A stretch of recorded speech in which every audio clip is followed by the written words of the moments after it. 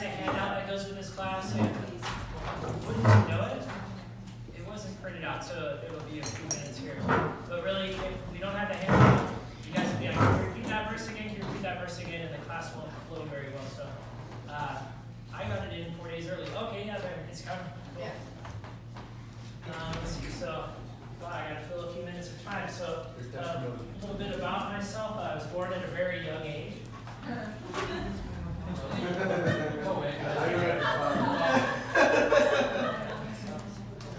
Interesting tidbit of information. Today I'm the exact same age as my father was when he was my age.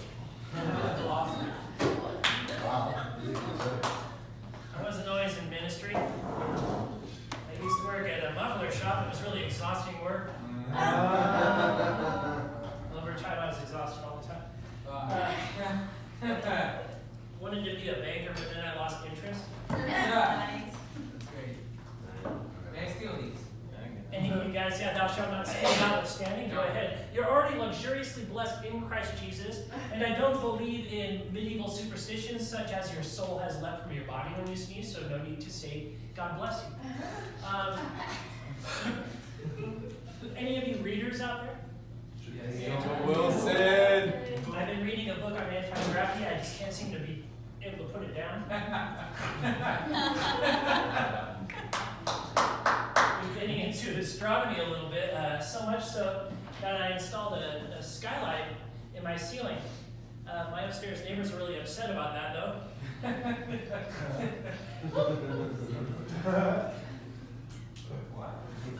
Any of you guys shop on Amazon?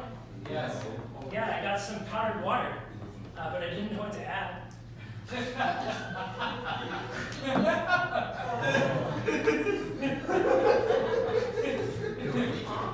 was walking across the street here, 29 Palms, remember?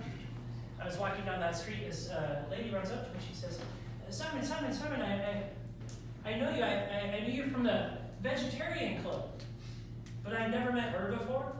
Ooh.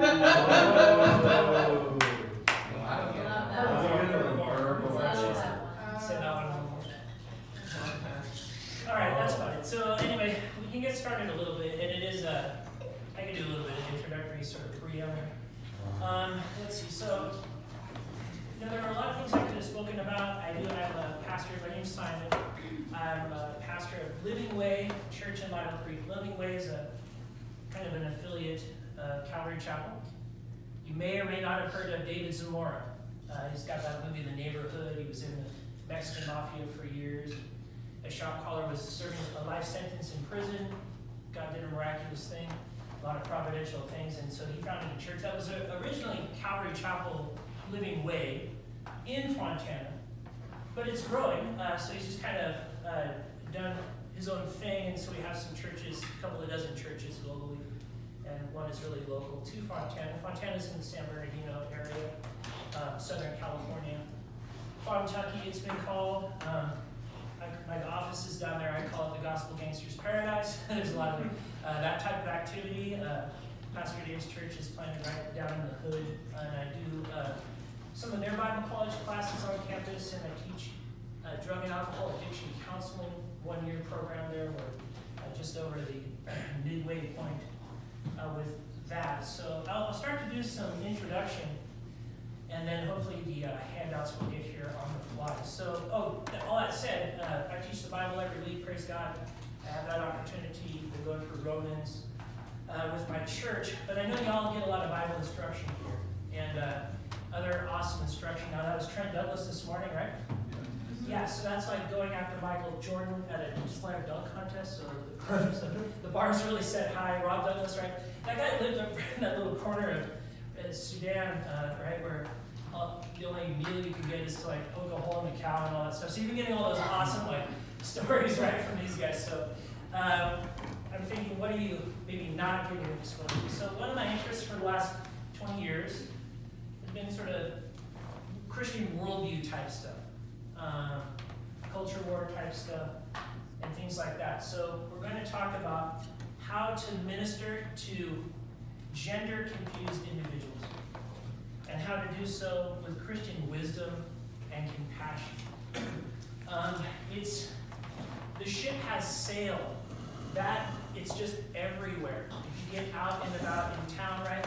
Lots of rainbow flags flying on clothing, LGBTQ hats and things like that. It's just everywhere. It's really gotten popularized, and a lot of people struggle with that issue. And as can be the case, a lot of times, well-meaning, well-intended Christians can just kind of drop the ball and approach, and really in an unnecessary way or an unneeded way, offend somebody who is into that, who really needs the gospel and needs to be counseled to, right?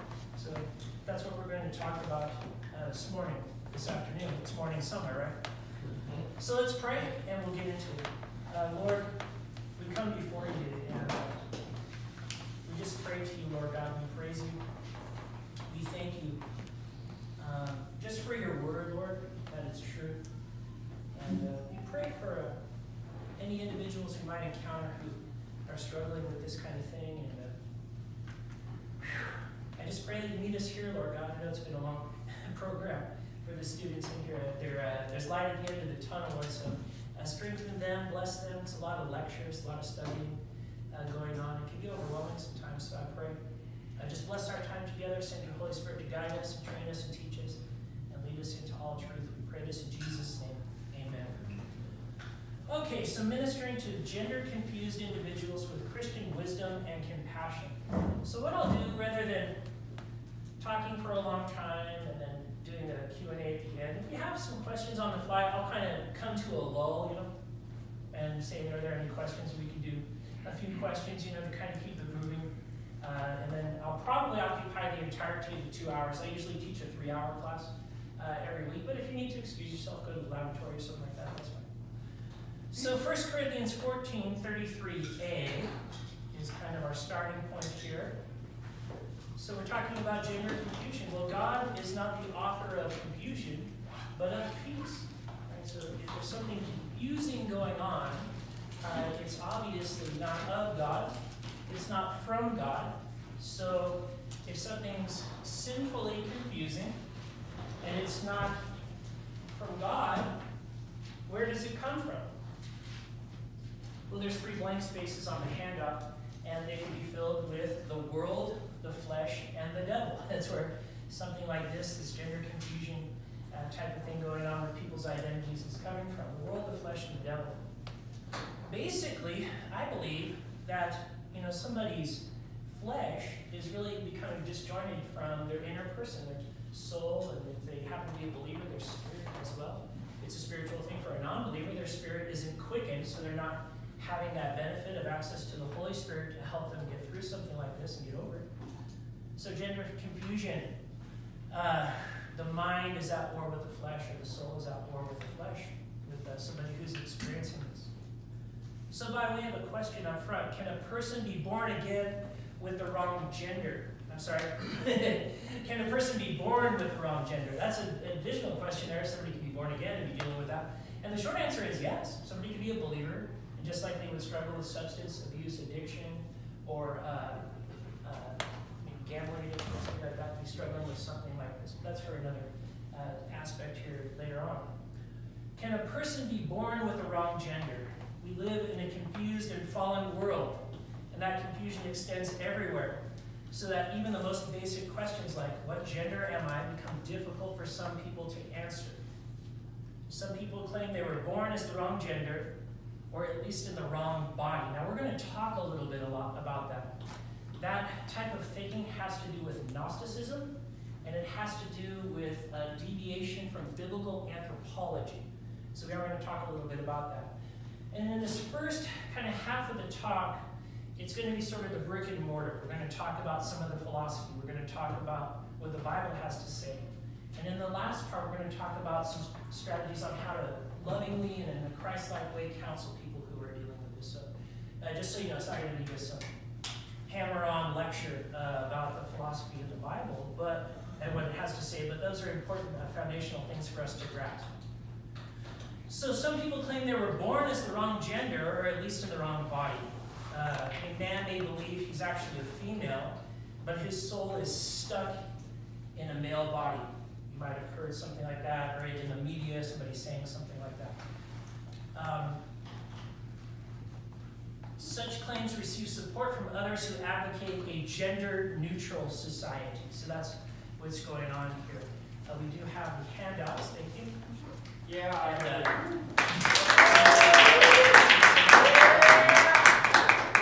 Appreciate that. We made the best of it. I pulled out every dad joke I think I had in the quiver. How does an octopus go to war? How does an octopus go to war? Gosh, I know how. I don't know. Well learned. That's excuse me. You said 1 Corinthians 4 something. Sorry, 1 Corinthians 14:33a, and it's right there in the handout. Sorry. Does anybody want to hear about teenage women fell in love? No.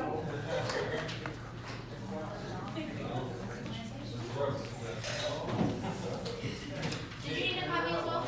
I got one right here. Thank you so much. Thank you for doing that. And that kind of stuff happens. Like, I've been in academic ministry for 7 years, and they call it herding cats, like just chasing things around. So somewhere on somebody's notes was to print these out, but they were out taking care of some other fires that needed to be put out and things like this. So it's about herding cats. If you feel called to be in academic oversight, you'll 2 years from now, you're like, oh yeah, you might have chasing a lot of things. So praise God, we got this, and blessed are the flexible, right? That's that book of Chuck, #1. All right, so you would have put in the world, the flesh, and the devil there in those 3 blanks. We're about 5 or 6 lines down, page 1. But those who view gender distinctions as nothing more than arbitrary labels or a box to be broken out of are actively rejecting God's design in creation. You already know this. How many genders did God create?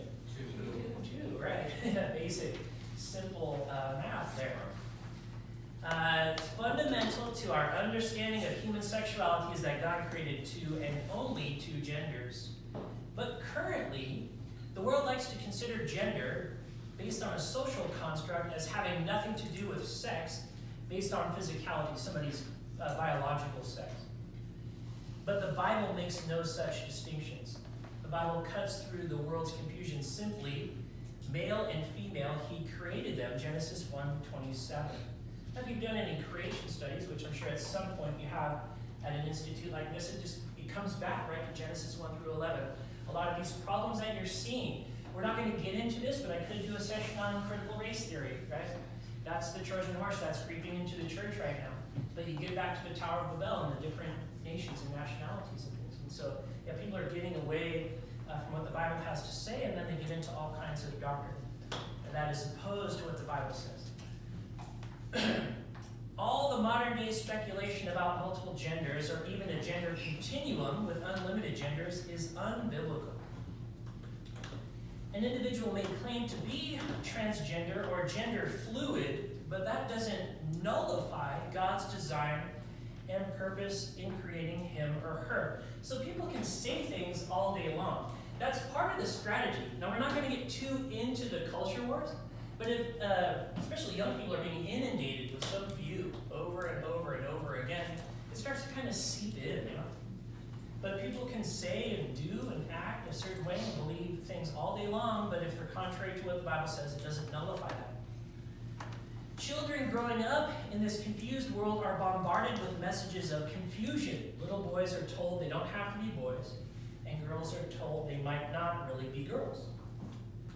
Whatever they feel they are is what they are. I'm going to read that again.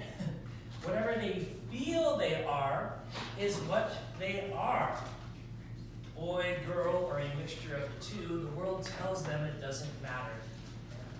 So if you've done a little bit of apologetics, we're into the category of relativism, subjectivism. A man or woman or person is doing or saying or believing what is right in their own eyes and things. So that's a lot of what's going on here as the underpinning is, as far as the underpinning is concerned. The confusion and ambiguity are reinforced in many ways. Gender-neutral days at school, the banning of terms such as boys and girls in the classroom, the proliferation of unisex restrooms, curricula that promotes homosexual marriage, and so forth. It's little wonder that some people grow up struggling with their sexual identity, but our Lord warned against leading children astray. So the educational people, persons, and groups that are propagating this are going to answer to God, and it would be better for them to be thrown into the sea with a millstone tied around their neck than to cause one of these little ones to stumble. Luke 17, 1 through 2 is the portion of scripture that that's taken from. Some people today state they have felt like the opposite gender since they were children. But how could one know that? Now here's where the Gnosticism creeps in.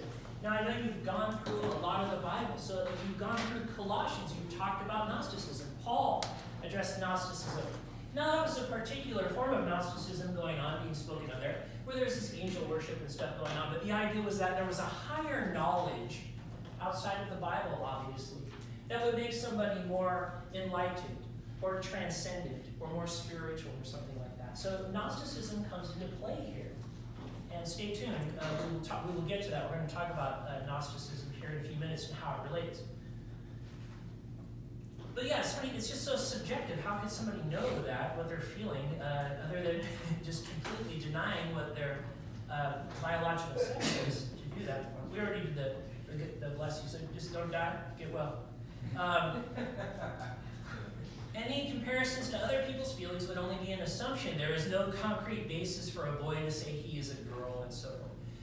So given enough conditioning, persons can be convinced that they identify more as the opposite gender. So we're going to get a little bit philosophical here, but please stay tuned. Has anyone done any readings in Francis Schaeffer at all? Yeah, a couple. So we're going to be kind of referencing some of what Francis Schaeffer was tuning into in the 70s. And it goes even further back. And there's sort of a culmination of philosophical stuff that's going on out in the worldview structure of things. Who knows who Francis Crick is? Watson and Crick. They discovered the DNA double helix. They were Nobel laureates for discovering that, but they were atheist agnostic types. And Francis Crick had a book titled Why I Study Biology. So he didn't believe in God, he was agnostic, atheist type. So he studied biology basically because he believed there was no God and humans were just machines, predestined, predetermined conglomerations of biological material and energy. That's what he believed. Those were his conclusions. Now, that's Francis Crick. He discovered the DNA, co-discovered the DNA double helix. He's very influential on science, even more so than Charles Darwin, Francis Crick. Then there was B.F. Skinner, because we're going to talk about counseling and whatnot here. So B.F. Skinner is a no-no in counseling. He popularized a view called behaviorism, where you could just sort of inundate somebody with information or influence them in a certain way that would just change their behavior. So now as the state and the media continue to take over, their presupposition is that God doesn't exist and that humans are just conglomerations of biological material and energy. And if they adopt B.F. Skinner's sort of counseling methodology, they're just giving you or people or humans information, conditioning them to think in a certain way. That's what's happening if you're wondering, or if you're going to start wondering, like, why are the rainbow flags everywhere? Why is everybody so LGBTQ? Why is it all over the media? Why is it all over Hollywood? Why is it so popular right now? We're in the wake of that happening now for over 50 years, really, in society. So that's kind of the philosophy. There's some worldly assumptions there, is what I've been talking about. Man is merely a deterministic machine, thus mentally conditionable. Since there's no God, there are no absolutes, so relativism comes into play, right? You can't speak out against this if you're just a human in society, because, well, everyone's got their own absolute, but their own truth, right? It's relative to them. Everybody has their own morals. So who am I to say that this is wrong? So the wave just sort of overtakes that view. Therefore, the state and media are free to manipulate the population into believing what is determined by the state or by the technocracy that we're in to be desirable and acceptable. People tend to accept what is being conditioned because, well, there are no absolute standards keeping them from doing so. Okay? That's the nuts and bolts of the social philosophy of what the Christian worldview is facing, essentially. Now, People are wired differently. That might have been a lot of boring information for some of you, but some of you who like philosophy and apologetics, you're like, yeah. Awesome. These are some intuitions we've been having, yeah. So again, this isn't just going to be like a philosophy lecture, but that's important stuff. There's more to it though, so this is more along the lines of what a human could be experiencing. So too often, certain individuals are labeled as cross-gender because of natural differences in mannerisms and responses. So some males just kind of have female characteristics. They have a higher voice or something. And vice versa. Some women are born and they just tend to have some level of male characteristics. It just is what it is. But in more extreme cases, what can happen is, as maybe a gal that had male characteristics was going through elementary school and middle school and whatnot, people teased that person. Oh, you're a boy. You should try out for the football team or whatever, and made fun of that person. And as they got older and got into a crisis of life, they just sort of backpainted that. Cy Rogers is somebody, if you're not familiar with his testimony, that's what happened to him. He had a lot of female and feminine characteristics, and people teased him and made fun of him all his life. So when he was at a crisis of life, years later he said, well, maybe they're just right. Maybe I am gay, or maybe I should be a woman, or whatever. So you can, Cy Rogers is his name, and his stuff is available by way of video on YouTube and things. So we've got back painting. Well, maybe the people who made fun of me all my life, they're always right. So those are tragic situations, right? That's something that's bad. So we understand it's not just some philosophical thing. It could be some social dynamic that somebody's faced, and they're just trying to reconcile it in some way. That reimagining of one's childhood is different from wishing to be another gender. As a person can wish he was the other gender for many reasons, that doesn't make it intentionally so, or internally so, excuse me. An abusive parent. So I don't mean just a parent that is sort of beating up on their child or something. When a parent is inundating or implementing this type of stuff to their child, I consider that to be a form of abuse. So that's why I put an abusive parent here can instill that desire in a child, or a child can observe benefits enjoyed by the other gender and desire them, right? I think some of these football players, they're like, wow, that Gucci purse just looks awesome. That's something I could be wasting my money on, right? And so they see something that another gender is doing, and they get into that. So yeah, that's how things can happen like that as well. The child can also be desired, have a desire to be 7 foot tall or 7 feet tall, but that doesn't change reality. If you want to have a fun time, look up this guy on the internet. It's a short YouTube video, and he goes onto a college campus and he's asking questions, and he's trying to get the students at a secular university to disagree with his conclusion that he's a 7 foot tall Asian woman. And they won't they're like, well, good for you. They won't disagree. Yeah, that's how insane it has gotten out in the university system and things. So yeah, just like YouTube search, I'm a 7 foot tall Asian woman, and that video will come up. Is it from Ratchet Radio? No, but that guy's pretty awesome, Todd Friel. But along those lines, yeah, he probably referenced it or something like that. The Bible said that God created male and female. We're on page 3 here. And he pronounced his creation very good. Genesis 1:27 and 31. God's plan was perfect, but as with everything in mankind's sphere, perfection was corrupted by sin.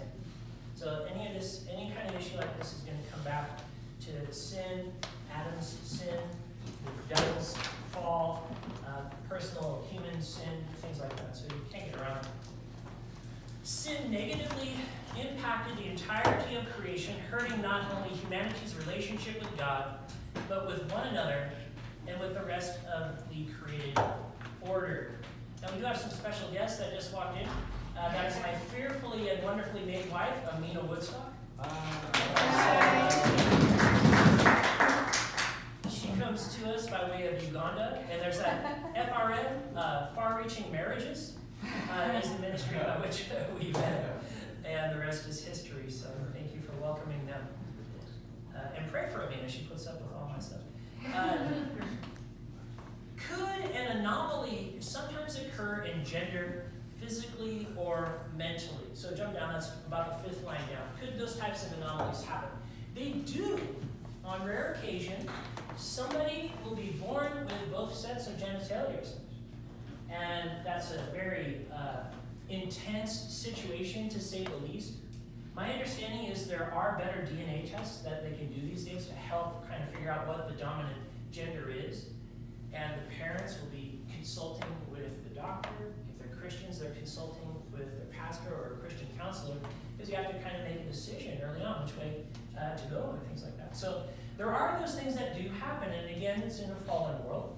And they're tense and intense situations, but that doesn't mean that, well, gender is just fluid across the board. We know that we are involved in a spiritual battle for souls. That's what's going on with this stuff. So the world seeks to conform us to its mold, which is why we must be transformed by the renewing of our minds. Romans 12, 1 and 2. So we're going to start we're going to brush on the counseling aspects as we go through. So it's kind of easy to make the mistake of, by default, seeing somebody who is gender confused, or they're starting to express it insofar as cross-dressing, being transgender, if you will, of kind of going, wow, you know, that's a freakish thing. I don't know what to say. You kind of pull out your bullhorn and go, repent, or something, you know. You kind of don't know what to do. So that's what we're going to try to aim for today, is to get some good counseling and outreach strategies so we don't drop the ball. Point being right in front of us is, who here gets confused about things ever? Yeah, so we can get confused about certain things, and we can have confusion that leads us to certain sins, or certain sins that make us feel confused or not understanding what's going on. So we all have somewhat similar confusions. Satan attempts to deceive us and urges us to question God's plan. One of the devil's ploys is to make us dissatisfied with how God made us.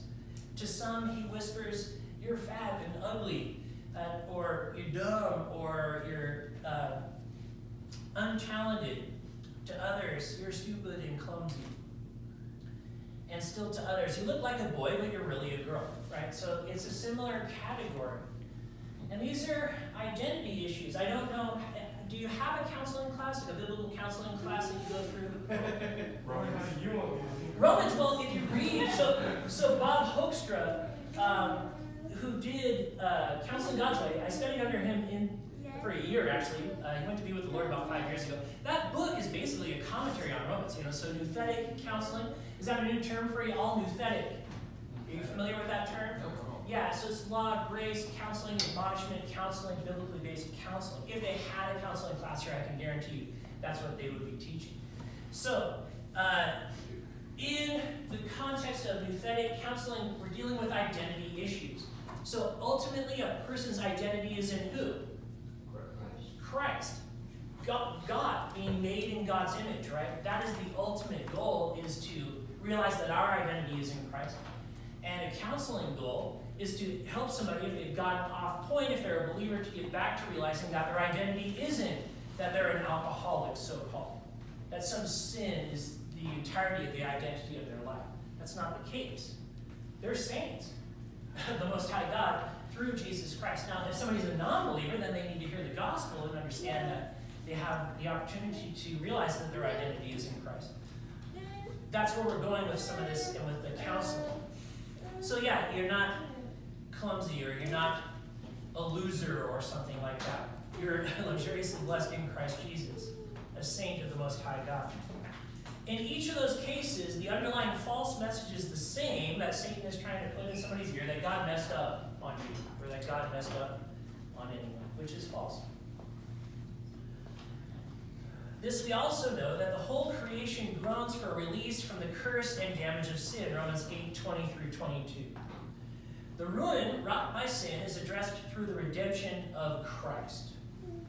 Through salvation, Jesus Christ grants us forgiveness of sin, reverses the effect of our poor choices, and compensates for our brokenness. Each of us faces a different set of battles, yet Christ sets us on the path to victory.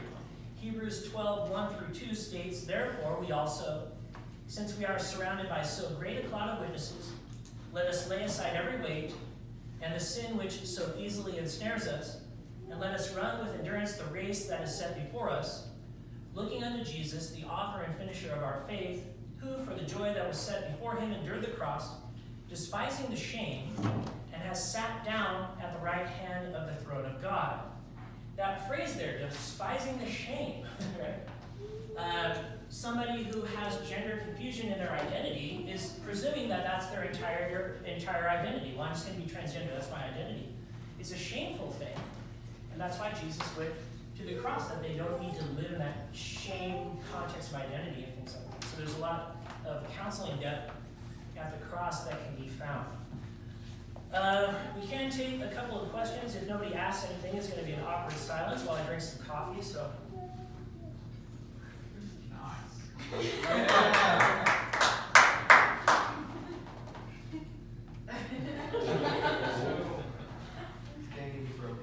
do you convey biblical truth without damaging yourself? Yeah, no, that's a good question. So, and what was your name? Josh. Josh. Okay, so he asked, how do you convey the biblical truth without making matters worse? I've done a lot of damaging. Yeah, and bro, you and me both. The first few years of Christianity, especially trying to outreach, it's the bull in the china shop kind of thing. Believe it or not, God still uses that. Even God uses crooked instruments to draw straight lines. So if there's any revolutionary change starting today, you don't need to go and repent, sackcloth and ashes. Like, just trust that God's going to use those interactions or even altercations. It's jumping ahead a little bit on the notes, but I don't mind that. We're going to talk about just words fitly spoken. Words fitly spoken. There could be if somebody is gender confused, there is a laundry list of sins that they are committing or things that are contrary to the Bible that they are doing. And we don't diminish those, we don't downplay those, we don't get away from those. But as far as just getting in somebody's face with every sin that they're committing, other than Christ calling out the Pharisees, but that's kind of a different thing, you know. When it came to like the woman at the well, what did Jesus do? He went and sort of dialogue. He asked her for help. Do you think he needed a Samaritan woman's help to get water? Yeah, no. So he's dialoguing, he's interacting, he's interjecting himself in that person's life. John chapter 4, right? I must needs go to Samaria. That was a divine appointment. So he's asking questions. You can just say, how's it working out? You know? And get them talking, you know? And they might say, oh, it's the greatest thing in the world. And they might say, you know what, I'm so confused, I don't know. So get them talking, sit with them, meet them where they are in their pain. That's what we're looking for. And that's often not brought up in evangelism. I teach evangelism as well.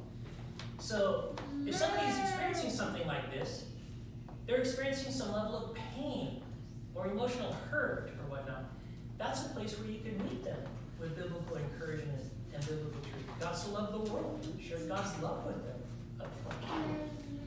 So there's but yeah, just words fitly spoken. If you have the opportunity to be in that person's life, that's a benefit. So you don't have to try to fit some kind of thing all in one meeting. You can just be available for that person. Let them know where you're coming from, but also let them know that they can talk to you, you know, and that you're approachable, things like that. So there's more in the notes, but that's a good just counseling point. Don't be a jerk. Yeah, like sometimes, and self-included, we can be that way. Amina will attest. Like sometimes we can just be jerks, you know. So just try to have a good attitude and a good Christ-like mannerism in how you're expressing these things. Good question. Any other questions, comments, concerns? Tomatoes to throw? Renting of garments?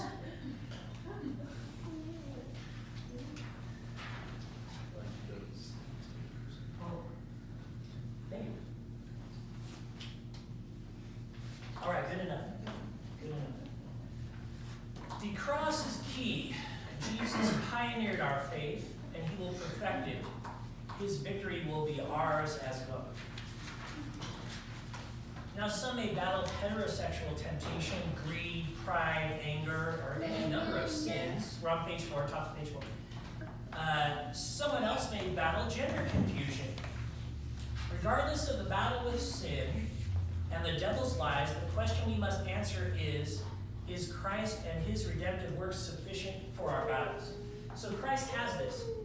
if somebody just seems really far gone, I counseled a guy. You guys probably don't even remember MySpace. When MySpace was big, I did a lot of outreach, and it wound up being global. It's a fantastic way to do outreach.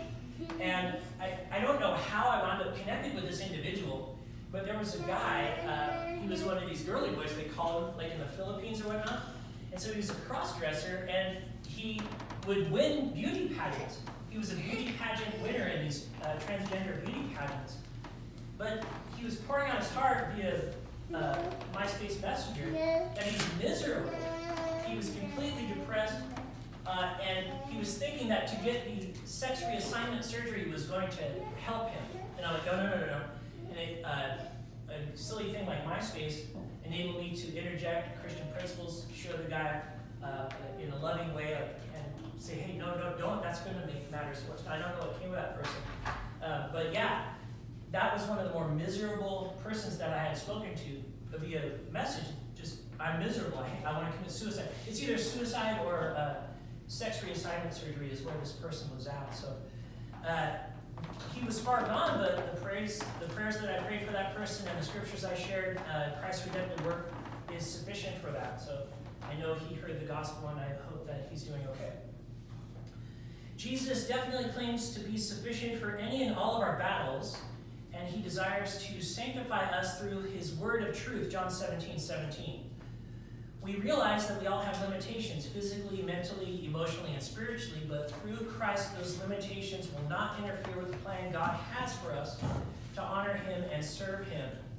Here's the plan. Do not be afraid, little flock, for your Father has been pleased to give you the kingdom, Luke 12:32. If a person feels he or she has been born as the wrong gender, the answer is not gender reassignment surgery, hormone therapy, cross-dressing, or the like. Those are simply worldly ways of acquiescing to the devil's lies. Love does not delight in evil, but rejoices with the truth. 1 Corinthians 13:6.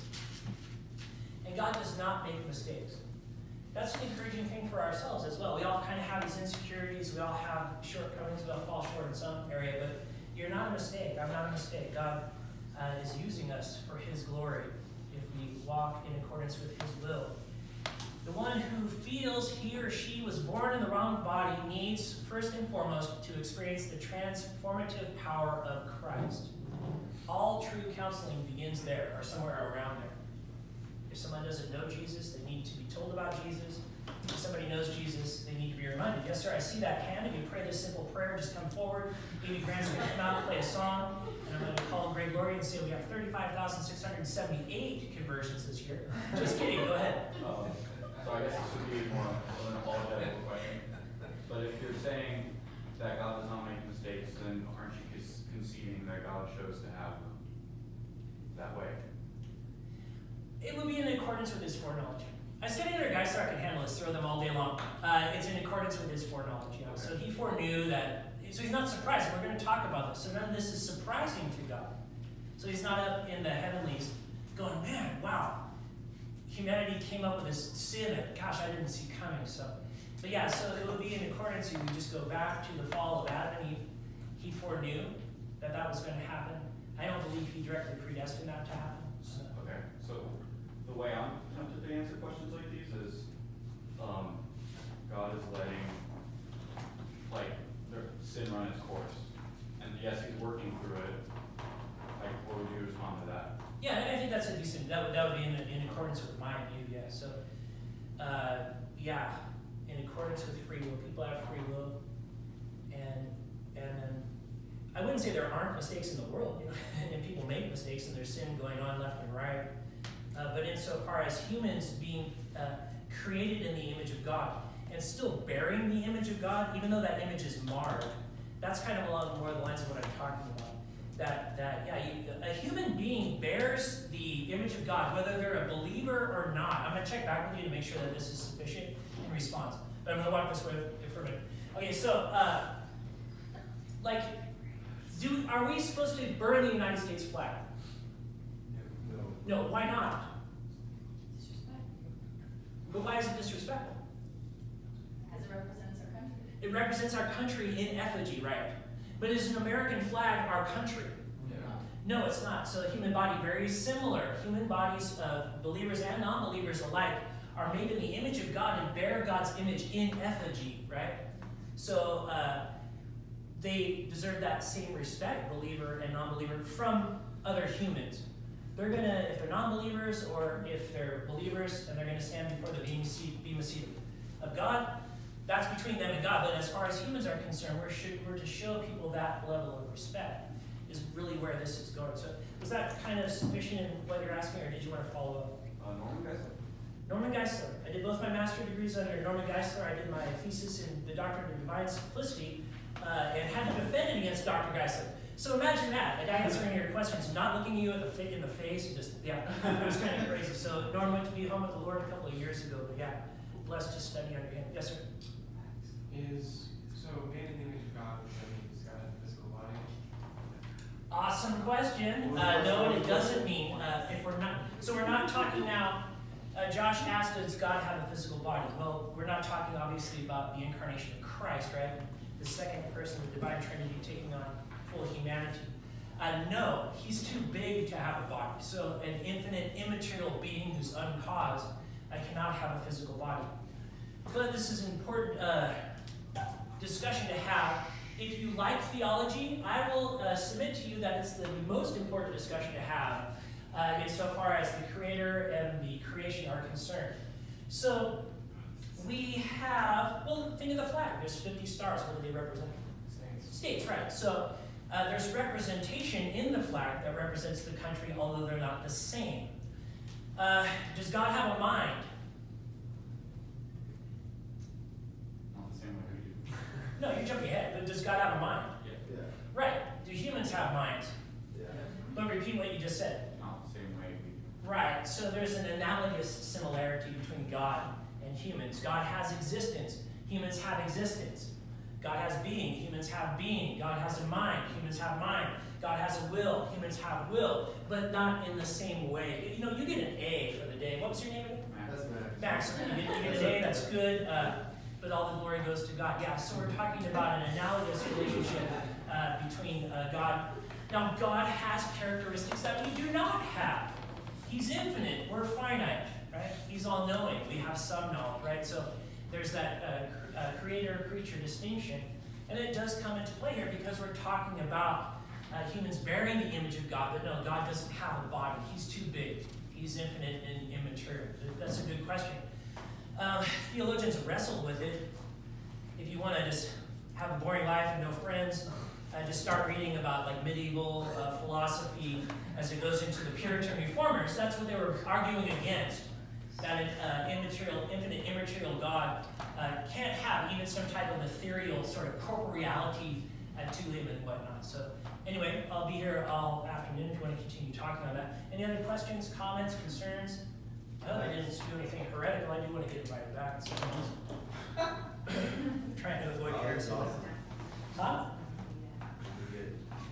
Thanks, there's none good. No, not one, but I'll let that one slide. All right, so we're still learning those good Bible basics. Anyway. God doesn't make mistakes. Okay, so let's get into Gnosticism. This is, for some reason, it's not really been on the forefront of the discussion of all this, but if I were to check in with some Christian philosophers or whatnot, they'd be like, no, that's what's going on here. So you wonder why or how what's going on in the world is so prone to this, that you can just kind of say, well, aside from my physical appearance or my biological sex, I'm just going to claim to be this, that, or the other. It's a form of Gnosticism. The definition of the word Gnostic is derived from the Greek word gnosis, meaning to know. In the case of Gnosticism, what is known has shifted over the thousands of years since Gnosticism first reared its head during the formation and solidification of the early church. Basically, the Gnostic believes in acquiring special mystical knowledge as the means for salvation, or transcendence, right? So, if you were to have sort of a culture wars discussion with somebody really in the know in so far as what they believe about gender fluidity and whatnot, you would get sort of a condescending kind of, yeah, of course that's how you think. You're looking at the science. And while the science would obviously show that a person is a boy or a girl. You're stuck in that modality. We have come to a higher knowledge that transcends that, right? So that doesn't matter. That's low base Western thinking. You need to be enlightened and get with the times and not be held down by that scientific representation that may be. We're the new Gnostics is essentially what's going on with this stuff. According to Gnostic beliefs, there is a great God that is good and perfect, but impersonal and unknowable. So the theological Gnosticism, anyway. The creator of the universe was actually a lesser deity, a cheap knockoff of the true God, who wanted to create a flawless material universe, but botched the job, right? So Gnosticism believes that there's a material world, but it's the lesser world, it's the lesser realm, it's botched, right? So something that's soulish, or something that's in your ideas, or your mind, or your mentality is superior, right? So they divide the physical from the immaterial, and immaterial knowledge is seen as superior. Instead of having a utopia, we ended up with a world infected with pain, misery, and intellectual and spiritual blindness. All matter is now corrupt and evil. That this would include human biology. So human biology doesn't ultimately have the answers as far as the gender fluidity people are concerned. Stay tuned. I know this is like a bit tedious, but it can be helpful in our knowing and understanding of the counseling points that we'll get to later. Today, Gnosticism has evolved and branched out from the exclusively spiritual into the secular and scientific. Psychologist Carl Jung, one of the two main heretics from the history of psychology, praised Gnosticism as superior to traditional Christianity as a way of thinking. Now, this is more of the Gnosticism that's going on these days, this sort of agnostic or atheistic form of Gnosticism, and it denies the existence of God altogether, at least God as we understand him from the Bible, while embracing an eternal but still flawed universe.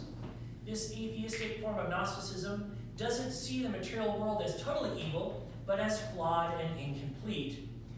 Mankind becomes the deity, and it is his right to improve the human body and world around him through his own wisdom.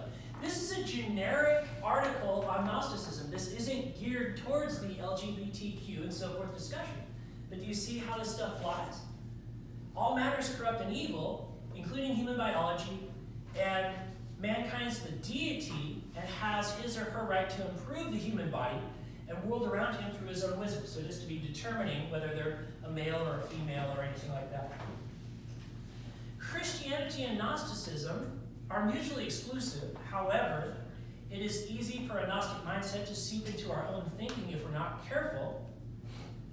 The Gnostic is pursuing goodness, but instead of seeking to be regenerated by Christ, he grabs hold of a man-centered purpose for living. Gnostic thought makes man, quote, wise in his own eyes, close quote, Isaiah 5:21, something Proverbs 3:7 pointedly advises against. Do not be wise in your own eyes, fear the Lord, and turn away from evil. Gnostic thinking claims that deeper truth can be found apart from God. That's what these people are given over to. Whether they be sort of purveyors of it and sort of in the culture war as implementing it and policing it, or somebody kind of duped by it. They're indirectly thinking this as well. Maybe if my thinking or I go some route with my emotions and this thing that's trapped in the physical body, that's going to help me in some way.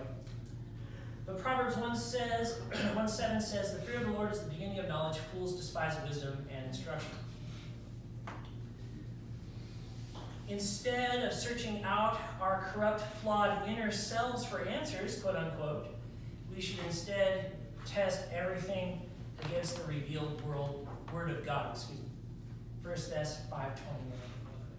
Briefly here, some huge counseling faux pas. The first ginormous counseling faux pas is, well, you just need to love yourself more. So the worst thing you can tell somebody, any counseling issue has to do with sin in some way or another. So why lump like the worst sin on top of that, telling somebody to go love themselves? Or the answer can be found within yourself. Well, yeah, if you're looking to see how far you've fallen short of God's glory and how much of a sinner you are, then yeah, it's in there somewhere. But that's not what they're getting at, right? Go find yourself. These sort of Eastern mentalities that creep in through Oprah Winfrey and our Oprah-fied society and things like that. in the end, it's God's truth alone that can be trusted. So, amen to that. Before we get into some more somewhat tedious information, any other questions? Any need for clarification? I have a question, but I don't know how to ask it. When you're searching for spiritual enlightenment, for instance, I have a friend who's spiritual, and and they buy there's spiritual books. I don't really understand it. I don't know. Is it a type of name for that type? Is it just called being spiritual? Well, okay, so, and what was your name? I'm sorry? Lucas. Lucas? Yeah. Okay. So he's asking about a friend who is getting into spirituality. So, I mean, it depends. I can do a whole 16-week semester on spirituality and New Age influence on society and eclecticism and whatnot. But basically, to summarize it in one term, what you will come across as far as religion is concerned in the United States of America, I term as smorgasbordianism. Religious smorgasbordianism. Who here likes to go to Sizzler or Soup Plantation, where you sat in Soup Plantation clothes? What do you do when you go to Sizzler? You skip lunch, you go there for dinner, you take 2 plates, and you go, oh yeah. And where do you go? You go to the pizza first, soup, I'll see you later. Ice cream machine, you better believe I'm coming for 2 rounds after I have every single type of salad known to man for $8.99. That's what people are doing with religion these days as well. Well, I'll grab a little bit of Buddhism. I'll grab a little bit of the Tao. I'll grab a little bit of that golden rule of your Bible and put it in here. And I'll grab a little bit of humanism and whatnot. And they sort of have this smorgasbord collection of spiritual beliefs. So my guess is your friend falls into that category, whether they call it smorgasbordianism or not, that's another thing. But yeah, so, and that's just sort of spirituality. A lot of it's New Age. A lot of it's sort of nominal, watered down kind of Buddhism. However, the Four Noble Truths and Eightfold Path of Enlightenment sort of relate to me. Well, that's fine, I'll take what I want of that. Sure, throw in reincarnation, sounds good, right? And so, yeah, and so there's a lot of pop culture types of books about, so there's New Thought Christianity, Eckhart Tolle, the Oprahfied types. If they're reading books about the Dalai Lama, they're looking into some Tibetan philosophy or whatnot through pop culture and whatnot. So you just share the gospel and do a law of grace. They're trying to work their way to heaven, no matter how serious or how indirectly adherent they are to these beliefs. You know, do you think that you're good enough to go to heaven? You just ask that Ray Comfort or Ray Discomfort, whatever. You ask that thing, are you good enough to go to heaven? And well, I hope so, right? Yeah, that's what I'm going to go, no. We all sin, we all fall short of the glory of God. Is that okay? Follow-up question, all right. I don't know if this is too off topic, but I feel like you have an answer to this. When the New Age people always say, what makes your religion the right religion?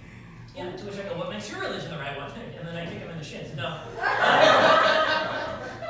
Right, so, no, and this is important. So tune in. If you've tuned out, please tune back in. So religious exclusivity is seen as not cool these days. So yeah, your Jesus said, I'm the way, the truth, and the life. Nobody comes to the Father but through him. John 14:6. That's so exclusive, right? Well, yeah, somebody who adheres to New Age and believes that Christianity is false, they're telling you, I don't believe in your view. Well, they're, by default, thinking that their view is right and superior. So, now, is that some jujitsu? Like, you're in a grappling match there, and you're just hoping to get that toe lock at some point, and it's pretty slippery. So bring it to absolute truth. You just ask them, well, okay, what you're getting at denies absolute truth. So do you believe that there is no such thing as absolute truth? And they'll say, yeah, I don't believe absolute truth exists. And you just say, are you absolutely sure about that? And if they're not used to it, your forearm is on that vein, right? Like you're doing that rear naked choke, because they'll see the contradiction in the logic. Yeah. So just boil it down to absolute truth. Do you believe that there's absolute truth? No, I don't. Are you absolutely sure about that? And that's their absolute truth, but it's a mere contract. Yeah. So they're just as narrow-minded believing that. Just as narrow-minded. As like they say we are. Yeah, and it's like, and people, here's the thing is, is people don't even check to see if their beliefs match up with reality, right?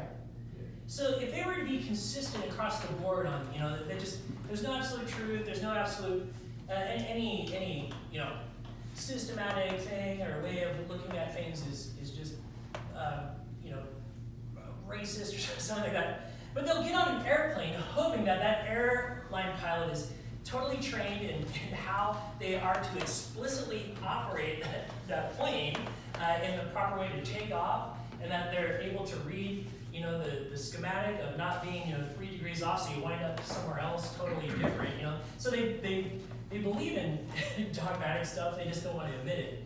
It seems like it's some superior form of belief if they can say, well, I accept all views, except for evangelical Christianity, fundamentalist Islam, and Orthodox Judaism. But other than those 3 views, I totally accept all views. That's essentially what they're saying. So hopefully that was helpful. This is more like worldview outreach and evangelism. And the LGBTQ thing just kind of gets thrown into the whole kit and caboodle of the New Age, diverse, eclectic spirituality and whatnot. So it does relate. Good couple of questions there. Any other? Yes, sir. That's really thought. And I was thinking about today's book kind of lines up with the end of the book, John Consistency. They did what was right in their own eyes. And the fact that we eliminated the God in America, we essentially make ourselves our own God. And now we get who's to say what is right, And there's some things you can't contradict, like the law of gravity. No one argues against that. It's like you can't just say no, I'm lighter than I am. It's like it's the law of gravity works. And but like what we can do is we can like contradict those abstract things where we go like, well, it doesn't have direct effects, which it does to some extent, especially transgenderism, but like it's still possible to do. And who's to say it's wrong, especially if you don't have a God. Yeah. So like I think essentially like now, like what you're trying to like sum up what I think you're trying to say to us in this Gnosticism things, like they become their own God and they don't have anything to ground their faith in. They don't have, because without God, who's to say who's right? And like, Yeah, so the state takes over. Yep. Yeah, so the state, so everyone's in a kit and caboodle and all this. They've been adhering to relativism and no absolute morals and things like that now for decades in the United States. And so statism takes over. And so you'll see socialism and communism coming in. It's already sort of filtering in. And so we'll run things for you since you can't figure this out on your own, right? We'll tell you what's right and what's wrong. And so they're censoring anyone. It's the cancel culture, right? So Hollywood is in on this, and they'll cancel you, right? Or cancel somebody if you come out and say, yeah, I just want to be macho at sports, or I don't think a girl should play NFL football. It's, oh, well, we're going to cancel you, right? It's very authoritative, right? It becomes the new authority. And so we see that with the cancel culture as well now. So it's very difficult. I would highly suggest just taking a grassroots approach with some of this. I wouldn't say, if you feel prayed up, you feel led to talk about some of this on the internet, then you feel prayed up and led to do that. But just know you're going to get blocked by people, you're going to get canceled by certain people. Facebook has your information talking about this stuff, So if there's ever a clean sweep, you're going to be on record as saying. So just use wisdom. I'm not saying don't get out there and debate online, but I suggest more of a grassroots, just person-to-person type of discussion. If you know anybody that's struggling with this or whatnot, it keeps you less off the radar a little bit. But yeah, it's the relativism. So the relativism that everybody just has their own personal truth, and that's what's going on. Yes.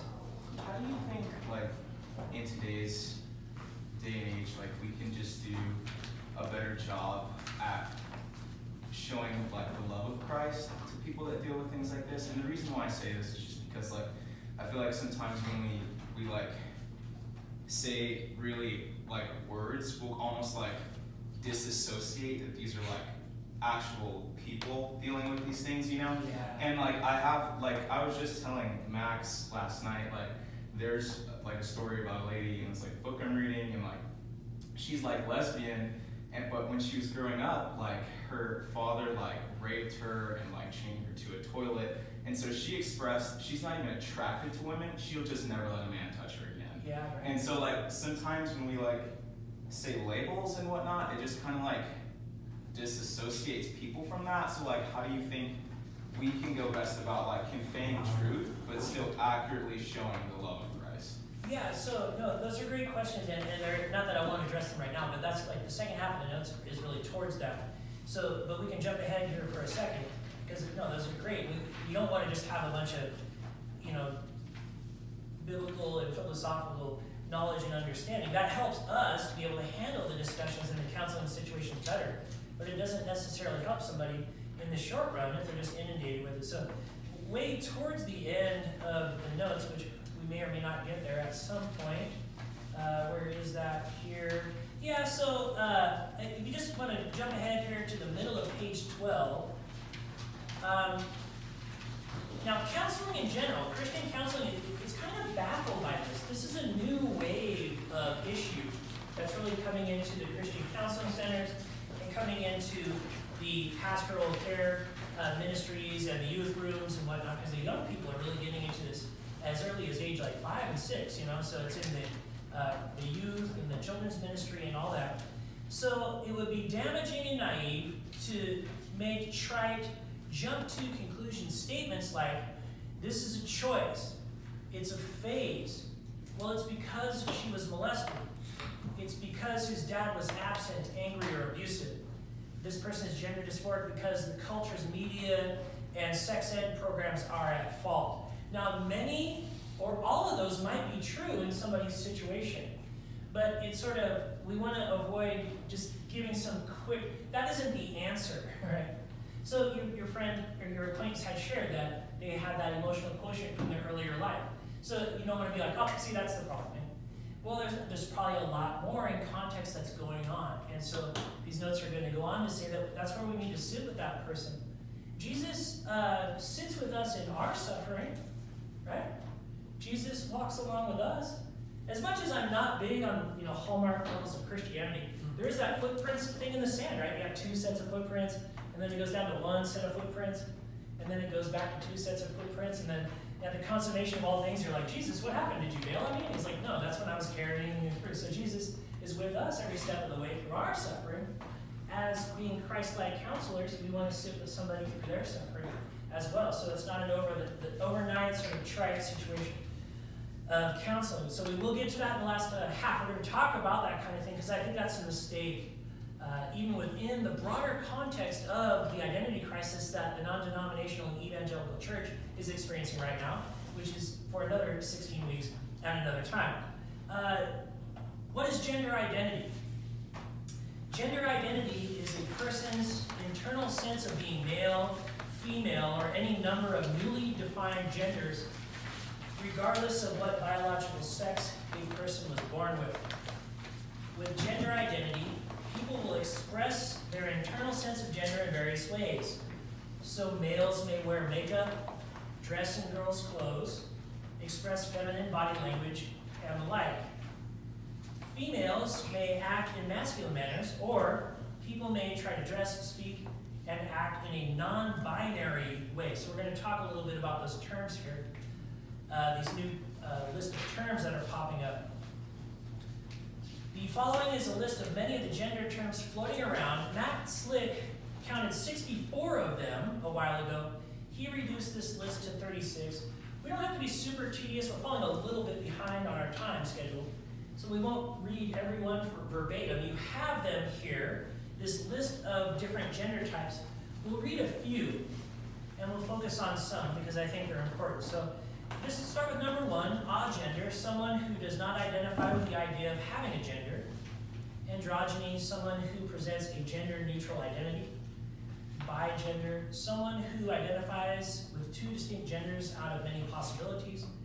And binarism is a reference to the quote-unquote sexist system of classifying genders as male, female. So that's one I put a little mark by, because if you're out in community or if you go on to go to a secular college or university and you're just saying, hey, no women in the NFL or something like that, well, that's your binary sexist sort of thinking there.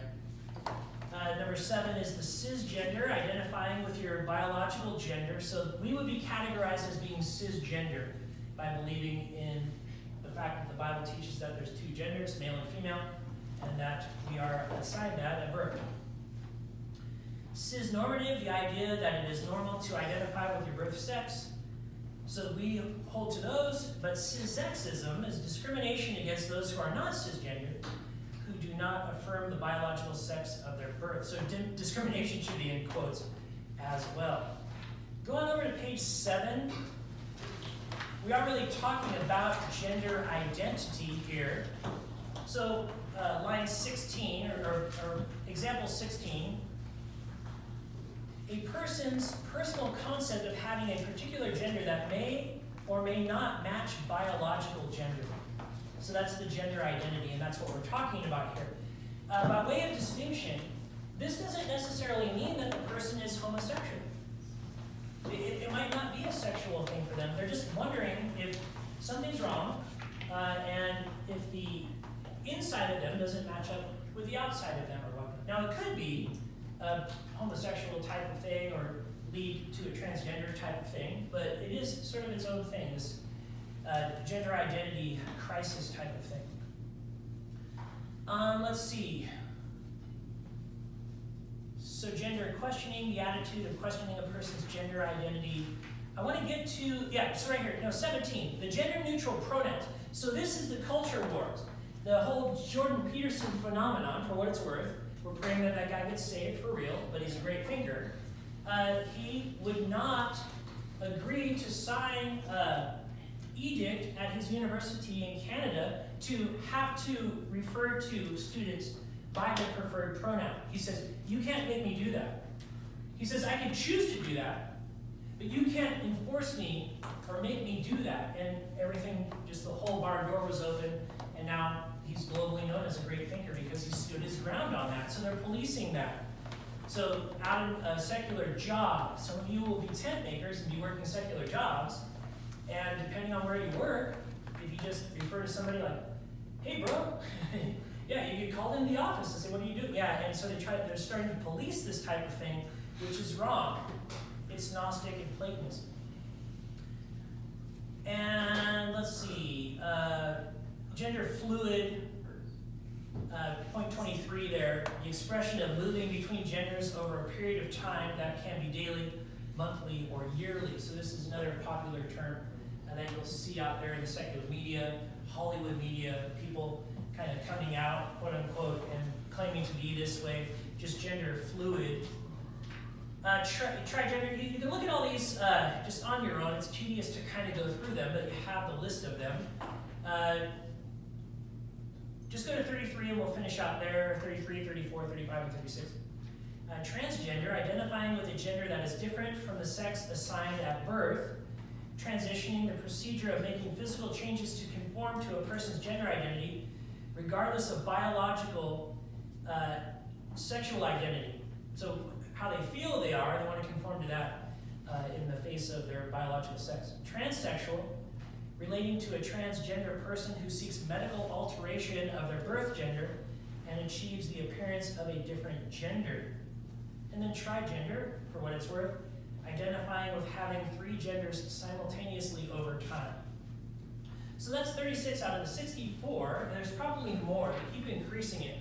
What came to my mind this morning in reviewing these notes, as this is now getting militantly legalistic. So if you break the mold and don't adhere to these, then you're canceled or you're a bigot or whatever, right? So, and that's how legalism is. It's becoming militantly legalistic. It's a form of this sort of secularist legalism, and legalism needs, feeds, and breeds more and more rules. So you will continue to see these lists just grow and grow and grow for what that's worth. The biblical response. Biblical speaking, God created male and female. Genesis 1:27 again. The resultant fracturing of gender classifications with the social justice movement is a result of sin in the world. So it comes back to sin in the world. It manifests physically, emotionally, mentally, and spiritually. This proliferation of gender types is a manifestation of people's rebellion against God. So how do we minister to them? That's what we want to get to. We want to spend a lot of our last 50 minutes here talking about this. We should pray for them, for their repentance and for their salvation. First and foremost, we should be praying for anybody we know who's dealing with this, or just in general. There's a whole community of people this or expressing this, so we can just pray for them. We should understand that we are in no way superior to anyone who identifies themselves with any of the multitudinous so-called genders that have manifested in the past few years. We are what we are by the grace of God, and he condescended to show us his kindness and his redemptive work upon our souls. Therefore, I can speak personally now because I'm a new creature. 2 Corinthians 5:17, I submit myself to the truth of God's word. I see the rebellion against God all around me. Nevertheless, we are to pray for the lost and seek their redemption. We ought to love them, yet not participate in their sin. So as the scripture says, for through the grace given to me, I say to everyone among you not to think more highly of himself than he ought to think, but to think so as to have sound judgment, as God has allotted to each a measure of faith. Romans 12:3. So we can keep moving. Let's get into the counseling aspects. These are just food for thought. There might be something here where you're like, I don't know if I would go with that. It's understandable. Counseling is kind of a big tent. There's a lot of different approaches.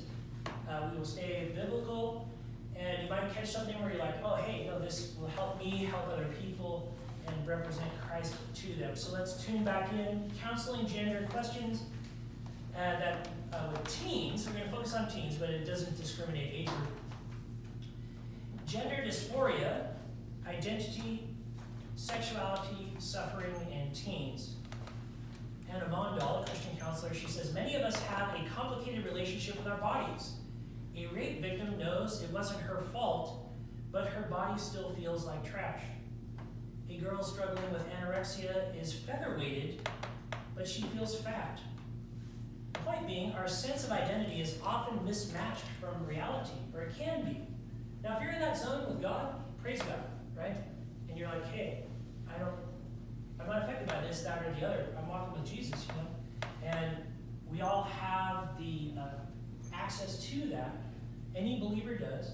Non-believers can get saved and have access to that. But it is. If I were to ask for a show of hands, maybe right now, you're like, I don't really know. I don't know if I'm identifying very well as a Christian or in the Christian community or whatnot. We can get disjointed. Things can happen, so it can happen to anybody. Our sense of identity is often mismatched from reality. We experience horrors or believe delusions that make untruth feel true. We can have experiences that make untruth feel true. Exchanging the truth of God for a lie. Romans 1:25. Some people are intentional with this. Similarly, a girl struggling with gender dysphoria, a girl who feels like a boy, is experiencing identity incongruence. So that's kind of a counseling term there, identity incongruence. They're identifying with something outside of the scope of their biological sex.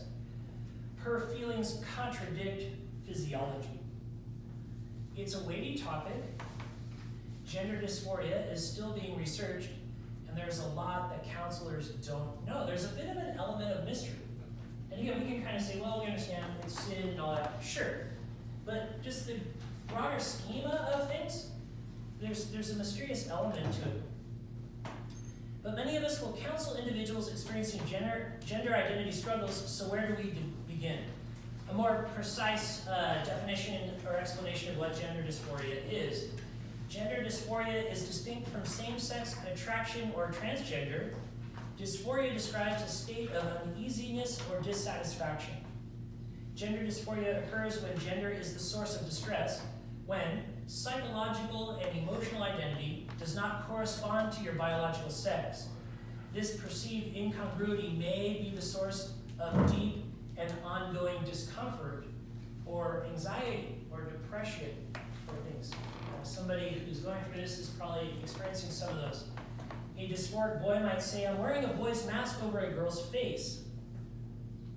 He fakes being boyish in school and in public, feels like an imposter for doing so. He might feel physiologically ill when expected to be masculine, play sports, be loud, or charm girls. Gender dysphoria is a painful experience and signals an emotional spiral of despairing deliberation, and or a confused choice. So I'm feeling this way, what do I do? Maybe I should start cross-dressing or become transgender or something. They're despairing in their deliberation over this. People who love God and want to follow him may struggle vehemently with feelings they didn't ultimately desire to feel and can't explain. They may wonder, is God disgusted by me? What will my future be?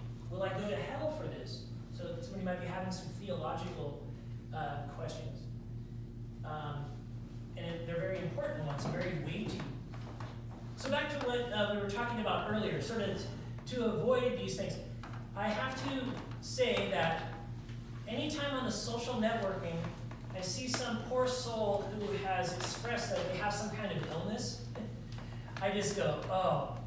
And I'll go back, because right, we want to rubberneck, we want to see the car accident, and I'll just see all the advice that comes out, right? Well, you need to try this non-essential oil. You need to wear black socks. You need to see what Dr. Oz has to say. Just all this like waxing of very base level knowledge just gets posted on this poor person that just was asking for a prayer request with regards to being infertile or something like that, something pretty serious. So that people can be sort of wise in their own eyes in what they've learned off of Yahoo Medicine or whatever that day, and they can wax that way and be very trite or very minimalistic in their approach. So we want to avoid that. We want to be wise counselors.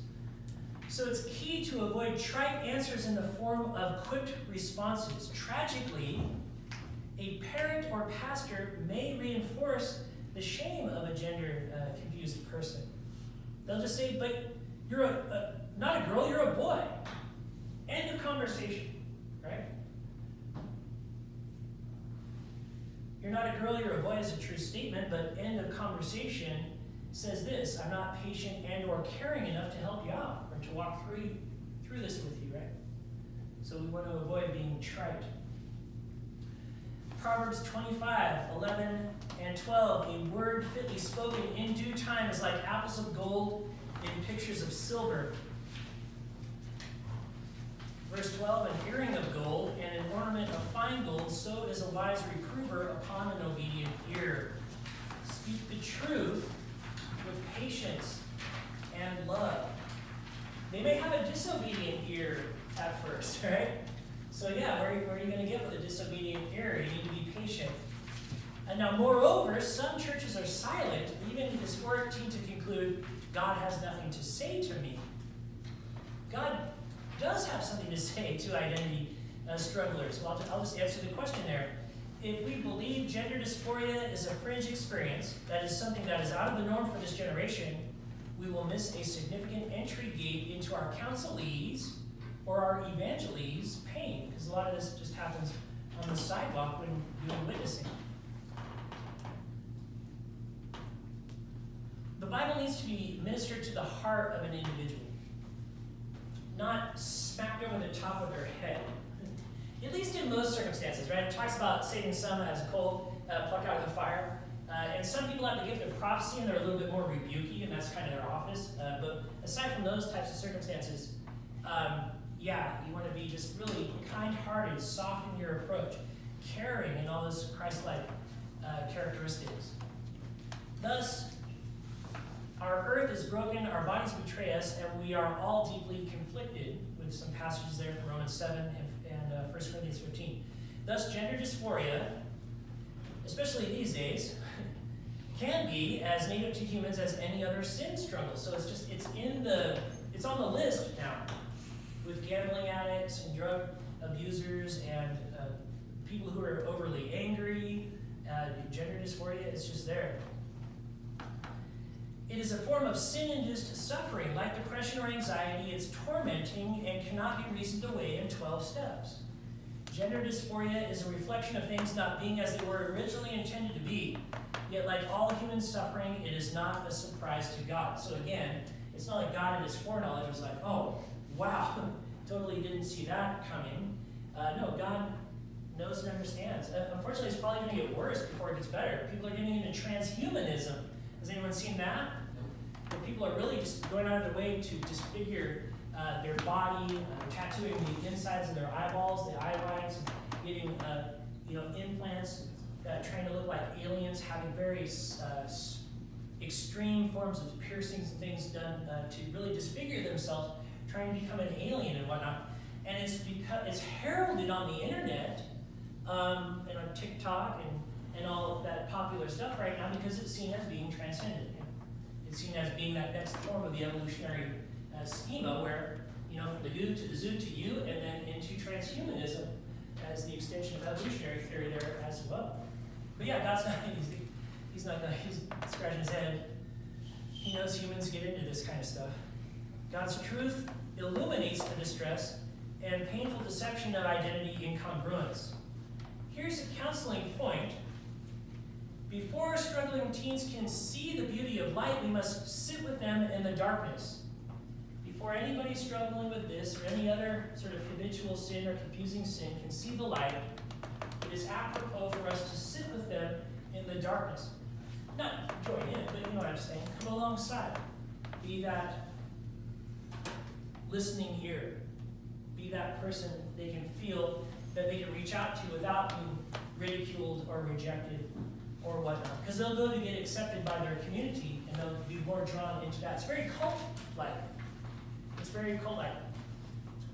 This is a bit tangential, but tune in here. So I've taught cults and world religions over the years.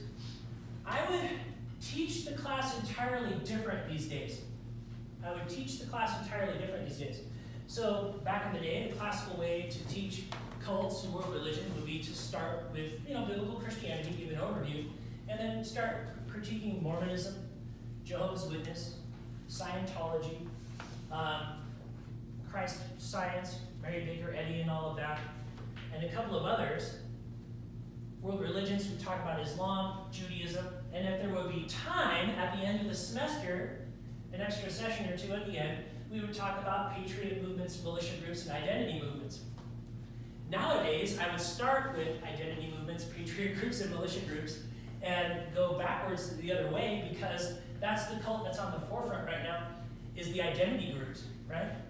What do I do with my life? I don't know who to identify with. Well, here's a black jumpsuit and a Molotov cocktail. Just come right into the Sunrise movement. It's the youth group of Antifa. And they go, yeah, that's easy enough. And they start identifying with groups, right?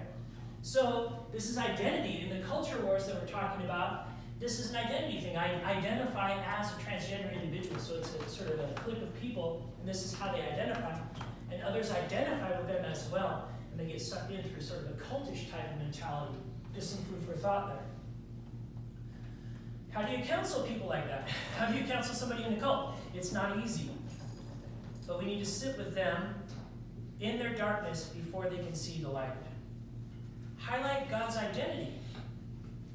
Before counselors can meaningfully engage questions of identity, we must embody the love of the one who defines it. God is lovingly close and creatively careful, even in designing our chromosomes. Job 5:9, Psalm 139, and Ecclesiastes 11:5. So God's right there in the knitting of people together in a physical being. But a distressed, dysphoric teen needs a human connection, someone with skin to clarify invisible realities. Somebody personal to be talking to them about spiritual realities. Paul Tripp encourages us to look for an open door into the person's life, the places of pain, fear, discouragement, loneliness, and hopelessness. As counselors and/or thoughtful ministers or evangelists, our incarnational care models Jesus Christ, who became present to us to explain the Father. He enters our story and shows compassion on us and invites us to follow him. 1 Peter 2:21 and John 1:18 were the previous references there. So we've covered a lot. I know the after lunch on Friday slot is kind of difficult. I went to school off and on for over 10 years. I fell asleep in class twice over those 10 or 12 years or whatever. And the first time was in Bob Hoster's class on a Friday. He taught right after lunch, and he had sort of a monotone voice. And it was pizza day on Fridays at Calvary Chapel Bible College back in the glory days there. And yeah, so I sacked out. So I understand the lulling to sleep here. But any questions, comments, concerns? Could you share? No, go ahead and then, because the first will be last and last will be first. Yeah, go. Josh, go ahead. Could you share a brief story of one of your encounters, counselor? Yeah, sure. No, thank you for that. So, one really sticks out in my mind, and I'll just try to share it with you in brief. So, I would do evangelism at the malls, and I would work these tables. They were kind of like way of the master tables. We had permission by the mall to have a table out with tracks and whatnot, and just games like a spinning wheel or something. And it was really effective. People just mall shopping would come over and see that we were doing some kind of fun thing, and then the next thing you know, we're telling them about Jesus, and it was a really cool thing. And there was a guy named James, and he came up to me. I was working a shift at one of these tables, and so he was struggling and dealing with homosexuality, but it relates. So this guy James came up, and he was overhearing what we were talking about, and was in a huff. Like he knew we were representing the gospel. So he came up, and he was really going to just break a piece off of my ear. And he really kind of started into me. He's like, I know what you're down here doing. I know you're telling people about the Bible, and this it's so homophobic and whatnot. He kind of starts into me. So I get his name. I said, well, what's your name? James. He tells me, my name is Simon. And he's hot-tempered. So I know I need to diffuse. So I know that I'm not supposed to come back as also being hot-tempered, because that's not going to do anything. Probably not good to start quoting Romans 1 and all this stuff right on him. You know, he might have heard it, which I think, in sharing his story, I think he did. So he starts kind of laying out what's going on. He's like, I'm gay, the church is negative against me. And I said, well, James, I'm willing to have a conversation with you about this if you are. And I had to make a bit of a caveat to say, you know, I believe in the Bible and what the Bible has to say about sexuality. And I'm not going to deviate from that, but I do want to have this conversation. And I basically, at some point, said, or asked, how is this, what you're sharing with me, how is that going on for you? And that's when the floodgates kind of opened. He's like, it's not going on very well at all. My parents are involved with church, they found out I was gay, they kicked me out of the house, they won't talk to me, right? And so he kind of goes on and on and on, starts opening up and sharing that it's not going very well at all. And I said, hey, you know that, I don't know all the details about the situation. This sounds pretty tragic. And I might have asked him something along the lines of, but do you understand the challenges this brings to your parents by revealing them to them? And he came up, yeah, you know, and so we're having a discussion. It wasn't heated. It didn't need to be escalated. And we talked for quite some time, 20, 25 minutes, 30 minutes. And it ended on a handshake. Like there was no blow up. He listened to everything I was saying. I listened to everything that he was saying, even though I was in disagreement with a lot of what he was saying. And I think that was, he walked away with kind of a rock in his shoe. I know he didn't convert to Christianity or back to Christianity or repent, convert back to heterosexuality, but he went off, I think, encouraged by the conversation and whatnot. So, and I would share that as a model for any conversation like this. If somebody comes at you hot-tempered, just do what you can to try to diffuse it. Hey, you know, sorry to hear that, but, you know, wow, that's not me, I'm not part of that group, or what, you know, whatever needs to be said to bring it down some notches, and then just get into a polite, loving, two-way conversation is what I would do, Max. So I'm wondering, when it comes to same-sex attraction, is that always a result of multiple or singular circumstances, or do you think you could somehow be born with some sort of imbalance that affects it? Yeah, no, that's a good question, and those are important questions. So we have to, so let's just go to the extreme on one of those.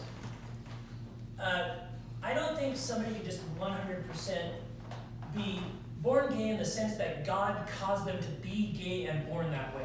And that's the card in the culture wars that the homosexual agenda and movement is trying to play. So we want to avoid that. But can someone be born with a propensity to a certain sin? Sure. My dad was an alcohol user. My grandfather was an alcohol user. I wound up being, you guessed it, an abuser of alcohol. So I had that propensity, right? But that doesn't, you know, eliminate the fact that I had to go, you know, the first time or whatever. So it doesn't remove culpability. But I think someone could be born with a propensity to certain kinds of sins. Yeah, I wouldn't say that. But we just gotta watch out for that extreme, errant theological view of the left that says, well, yeah, they might even believe in God, but they say, well, no, God created these people like this, so how could he speak against it, that's contradictory and whatnot. So we want to avoid those extremes, obviously. But I think, yeah, somebody could have a propensity to a certain sin. And that's what it boils down to. We all have, aside from Jesus, we all have a propensity to sin. So it does wind up in that category. Another way to go at an evangelistic situation, for what it's worth, is this, and I'll share it with you. So let's say James came to me, and I just felt like going a different route with James. Hey, I'm homosexual. You guys are Bible flippers. You are homophobes and whatnot. I would say, well, do you think you're good enough to go to heaven? Right? So I'm just sort of did the sidestep. Took him from a jiu-jitsu match into like karate or something. Like you just go into a different type of discussion that they're not prepared for because their boxing gloves are on when it comes to talking about sexuality. They might have even done a bit of research in the Bible and whatnot. So you just, are you good enough to go to heaven? Well, I think so. I hope so. But I never told a lie. You just shift gears. Just shift the whole discussion into something else that they're not prepared for, right? So it's not, you're not really, very discovery is that one. So yeah, you just shift over that direction. So that's another way to go. So then you're just hammering on their sin. Any person has a multitude of sins going on. So just latch onto something from the Ten Commandments or the New Testament precepts that they fall short of, and then have that gospel conversation. Cut to the quick. You don't need, no one's required or obligated to have some hour-long culture wars discussion with somebody in an evangelism thing. It goes that way sometimes, but you can just cut right to the heart. Are you good enough to go to heaven and share the law and the gospel with them? Were those helpful? Fair enough, okay. Anything else? Yes, ma'am? I have a question. So, with regards to like youth kids, I guess I was a youth leader the last couple of years in Canada, so that kind of gets me back to where I was. And I had 4 youth girls, and 2 of them were my sisters. It was difficult. Anyway, one of these girls came to us after Christmas break once. We hadn't seen her about a month, and she had come out as non-binary. Yeah. So asked us to call her a different name. Yeah. The church really struggled with it because they were like, well, what do we do? Yeah. But we were teaching through, it's not a Calvary, that church, so they don't teach through the Bible, they're teaching topically on this stuff right then, which was kind of helpful for us as leaders. The issue that we had though was her family didn't go to church, they fully supported her decision, they're actually thrilled. Her teachers, everybody except for us, fully supported her, and we're just trying to do everything we can to keep her in church because as soon as she leaves the youth group, she has no more Christian influence the rest of the week. And I don't know how she got there either. They didn't bring her to church. She came to church. So how is a way that we could lovingly keep her in church, but also be like, this is wrong because she's 13. Sure. We can't.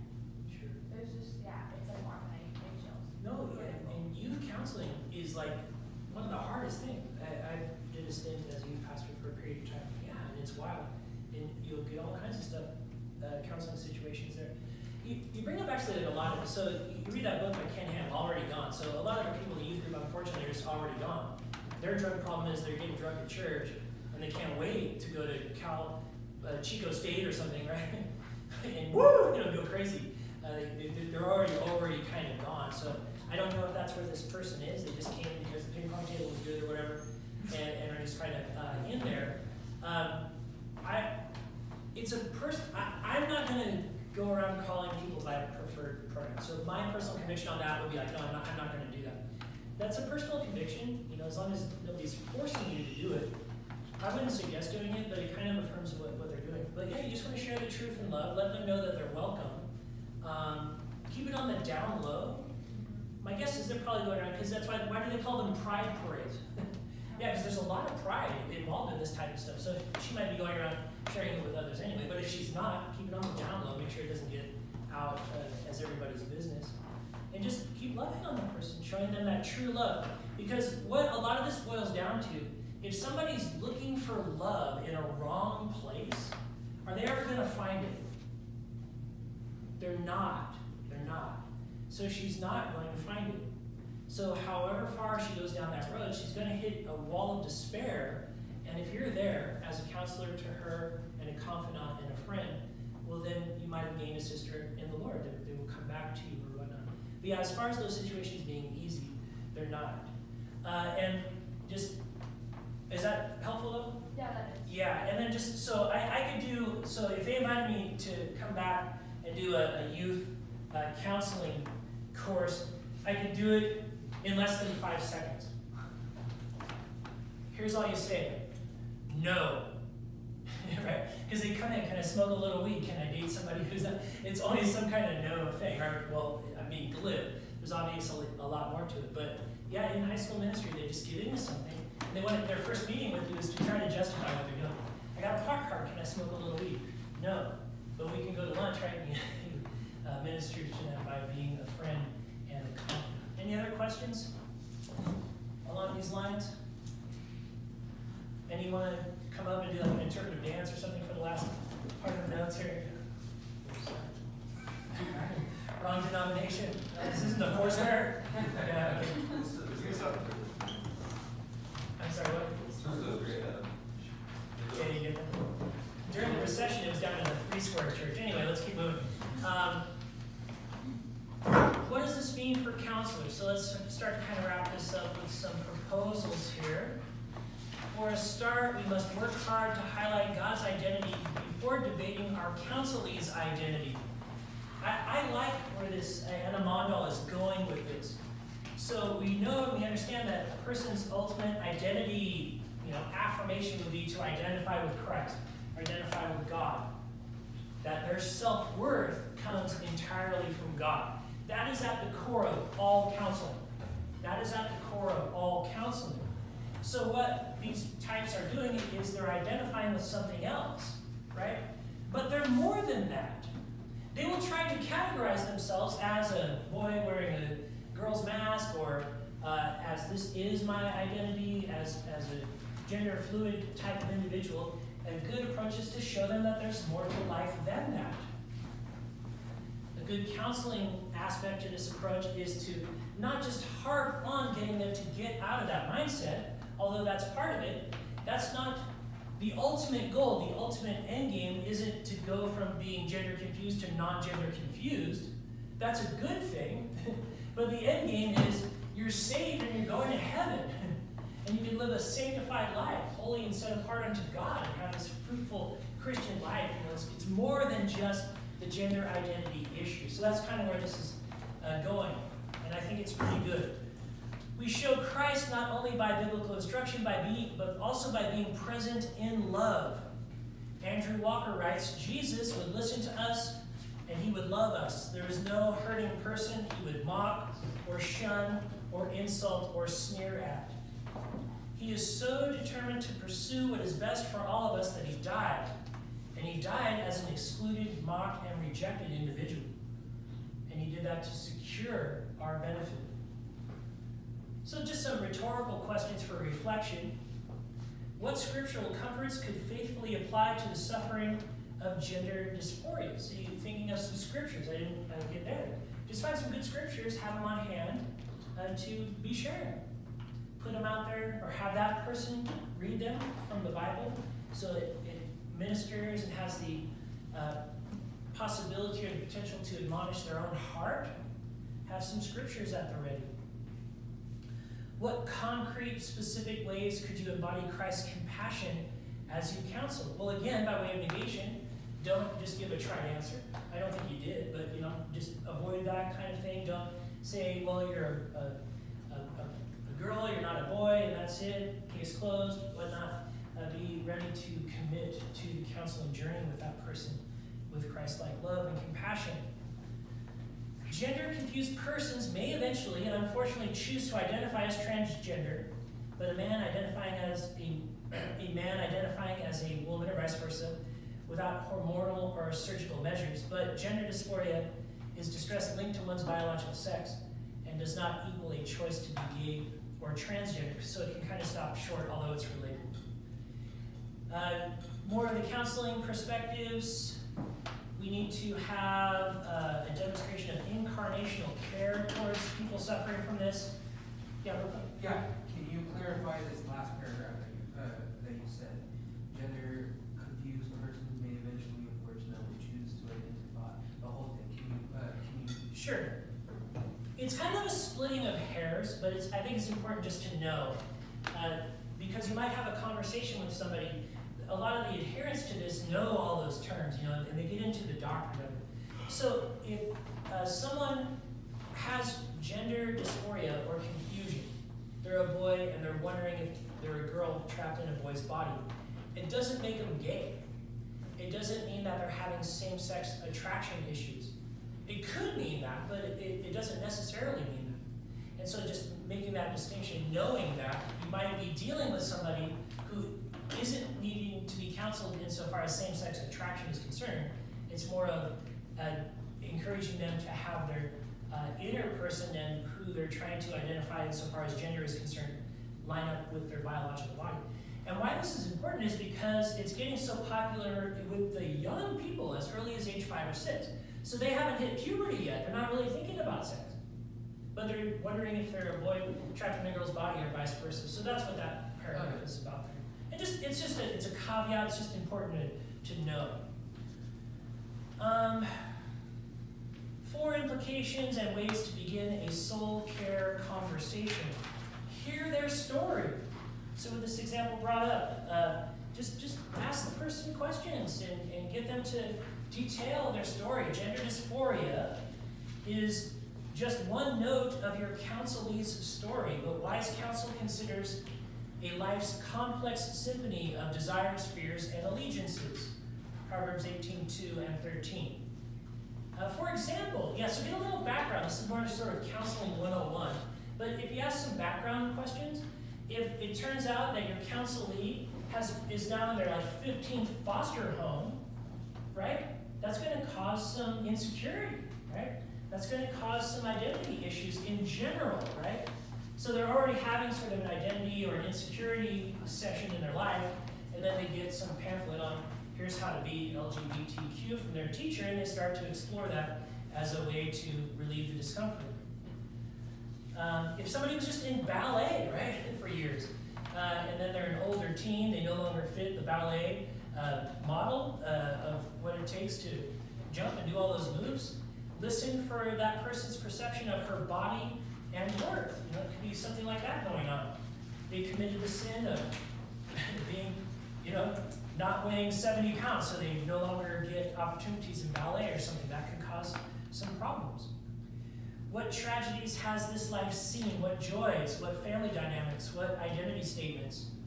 Somebody might say, I'm unwanted, or I don't belong. But yeah, those are some non-acceptance types of issues and things. All this makes up the larger composite of identity beyond I feel like a boy or I feel like a girl. Also listen to your counselee's experience or listen about it with gender dysphoria. When did they first notice it? Just ask more sort of like some clinical types of questions. When did this first come about? What happened? Who did they tell and what was the response? That's a big thing. Who do they think God, how do they think God feels about it? And so forth. Get them talking. Get them talking. Now we looked at this, but just don't be trite. You say, well, this is a choice. You're making a bad choice. It's entirely possible, but that's not the end-all, be-all explanation. Well, this is just a phase you're going through. You'll grow out of it. It's because she was molested. It's because his dad was absent, angry, or abusive. It's culture, social media, and their sort of sex ed conditioning and things. Any or many or all of those could be true in somebody's circumstance, but recall the word fitly spoken. Scrambling for causation puts all the emphasis on problem solving and human reason while de-emphasizing humility and spirit dependence. Beware of reducing a person's suffering as self-caused and or sin-induced as it may be. Don't reduce it to the size of an easy explanation. Just avoid doing that. Is this suggestion? Trite castigations lack patience with a person's ability to grow and change. Moreover, the counselee won't care how much you know until they know how much you care. That's just a good rule of thumb. It is a good rule of thumb. You guys are going to graduate from here. You're basically going to be yellow belts. You're going to have a pretty good understanding of the Bible and be able to get out there and, you can wind up kicking a lot of people in the shins. You just back up, you know? That's what training's all about, is to avoid the fight, right? You can avoid 99% of 100% of the fights. You know, just go easy. Just know that you can dominate the conversation. Just know that you can give these answers. But get the person talking and be able to minister to them. That's what training is about. Many counselees will feel misunderstood by your attempts to shallowly explain their pain away. It's not always given to us to know why things happen, but we can always trust an omniscient God who directs seemingly mysterious pain. So God's doing something, whatever it might be, in the person's life. We have about 15 minutes left, so I'll kind of start to head towards conclusion. If there's any questions or anything, feel free to raise your hand. My wife and I, we're not running out of here. We'll be around until tomorrow, so if you have further questions or you want to talk about this stuff, we will be available. Expand identity. Your counselee may talk about gender dysphoria in terms of total selfhood. You may hear phrases like, well, this is who I am, or I've always been like this. You really identify or overly identify with what's going on. Expressing gender identity. I'm a girl who feels like a boy, as the whole of who the person is. That grievously reduces a person. It's a shame identity. It's a shame identity. And it's really bad. In counseling, you will counsel somebody in general that's been told, you're a loser, you know, over and over again. So they start to believe the lie that they're a loser. Well, somebody's getting in an idea in their head that they're a boy trapped in a girl's body. Over and over again, they've been inundated, they've ruminated over it, and it's a shameful type of thing, and it's not their identity. There's more to identity than that. Help your counselee separate feelings about gender from a holistic identity. So that's just one part of what's going on. Who are you as a person made in the image of God, right? There's more going on. What is your eternal destiny? What is your purpose here in life, right? Outside of just this conversation of gender. God's people have more expansive categories of personhood. They're honored, crowned with dignity, poetic masterpieces, creative value adders, Christ bodybuilders. The future is bigger and more resplendent than how earthbound bodies struggle with gender. Offer gospel hope.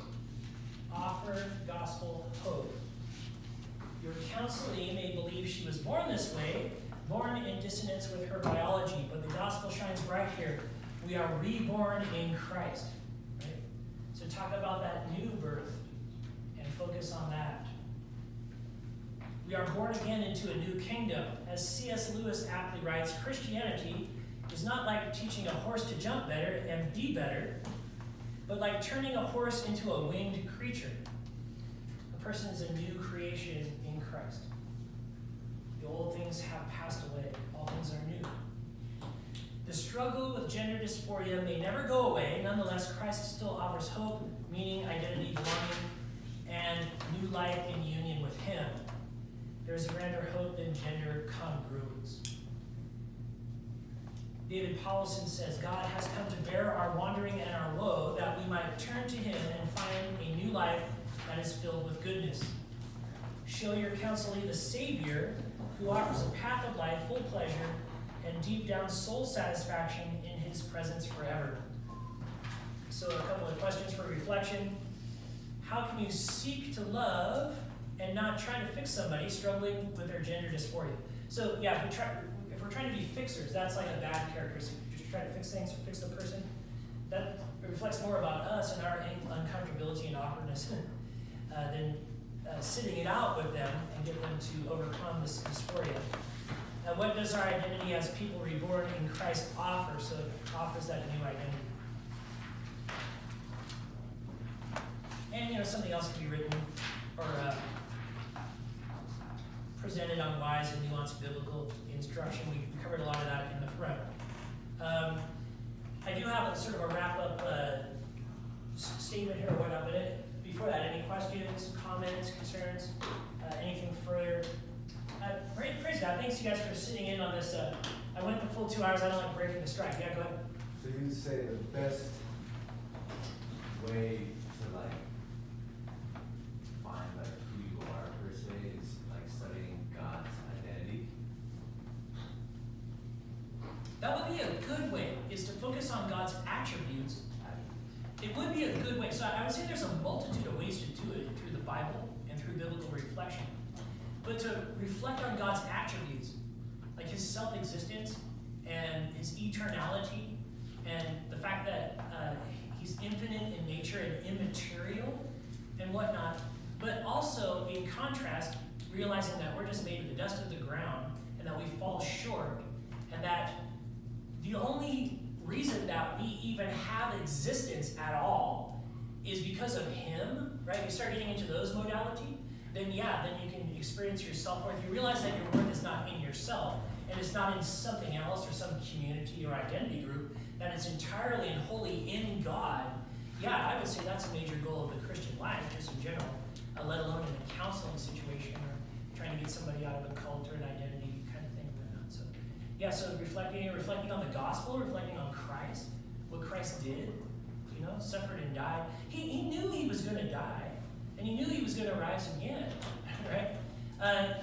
Why he was sweating blood in the Garden of Gethsemane is because he was going to bear the weight of the sins of the entire world, That's what he was tripping on. And that sort of imputed righteousness and all of that. So you can reflect on Christ. There's a lot you can reflect on. You can reflect on, Paul's conversion, all these stories, how Paul, his identity was what? In Judaism, and how smart he was, and how much he adhered to law, right?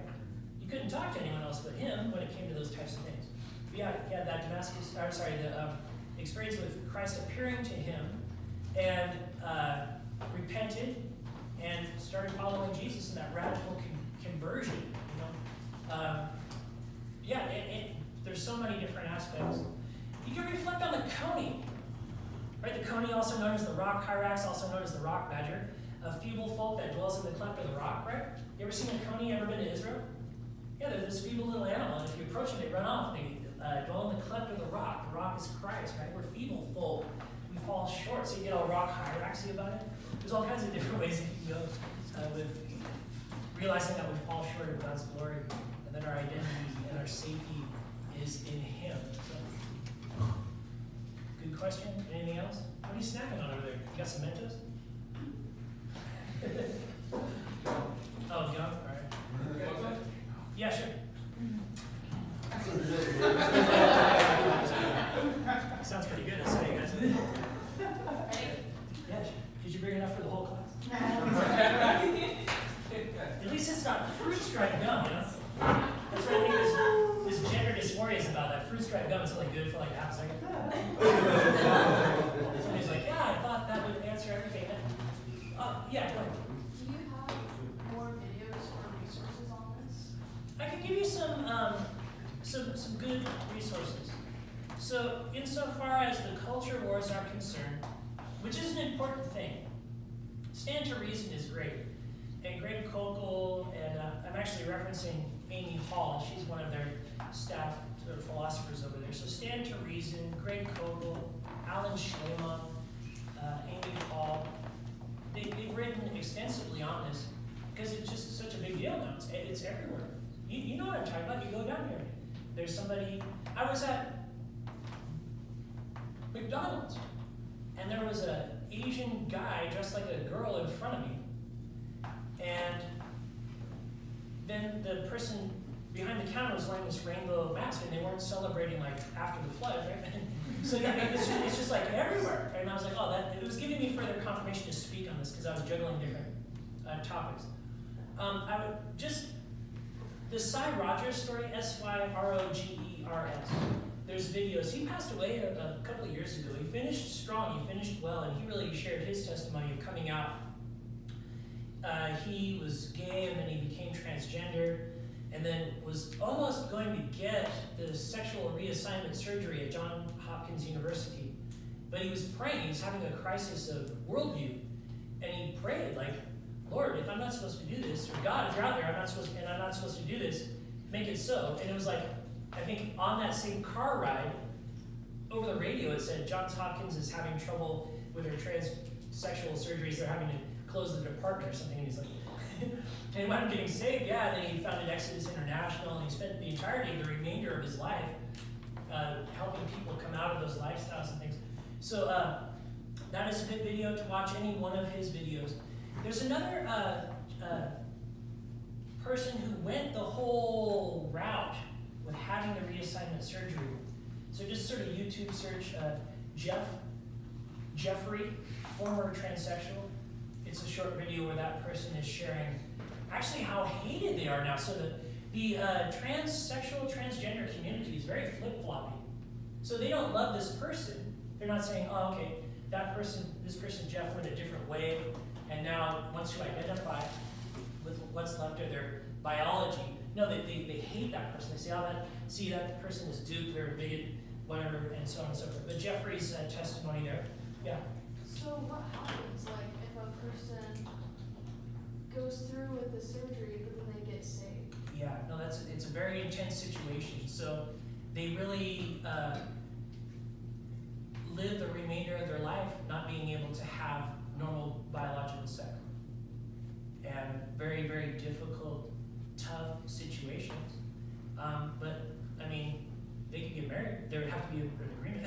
You know, hey, we're going to be missing something here. But, yeah, you know what I'm saying? Like, that's a big kind of thing. So, yeah, but they would just go on, and so they would not live. They would live in accordance with their original biological identity and live it out, and try to do their best to not regret. One of the more regrettable things you can do. But then, so Jeffrey talks about that. He talks about how he just really regrets about having done that, but that he relates with Christ. He sees his self-worth entirely in God and is dealing with it. And the way that I think it helps him deal with it is to go out and share his story so other people don't do it, like preventative medicine. So, and where we got this list, carm.org, Matt Slick, Christian Apologetics Research Ministry. Again, it's sort of the brickwork with it. As far as counseling is concerned, you know, there's such a broad spectrum of counseling, so if you Google search some of this stuff, you might find, like, you know, a Christian sort of psychiatrist, you know, so you got to kind of put your filter on, but, you know, there's some stuff. I got this Anna Mondal, she was pretty good. She's a Christian counselor. That's where I got a lot of this stuff. And the sources are here as well. So you'll see on page 14, Biblical Counseling Coalition there. And then earlier in the notes, I got questions in carm.org and whatnot. Yes? How do you discern between those informations on Google? Because now we got the whole progressive Christianity into play that's you know, throwing out deceitful stuff. Yeah. So coming to Calvary Bible Institute is a great first step. Yeah, that's where you're at from here. Yeah. It's a great first step because what Norm Geisler used to tell us is he was instilling in us a baloney meter. So he had us do and read the craziest stuff you wouldn't believe. We read A to Z, philosophy and all this stuff. And he says, because you're going to be presented with bologna, right? Critical theory, progressive Christianity. Yeah, it's going to come through your boombox through Lecrae, right? Yeah, so how do you filter that, right? Yeah, so just get your bologna meter going. And so when someone turn your ears into mouths, so chew on that, right? When somebody's telling you, you know what, there's an oppressed people group, right? Because of a secondary characteristic, and the redemption in Jesus Christ is sort of the raised, that oppressed people group being raised to equality is salvific, right? That's a critical theory Christianity mumbo jumbo.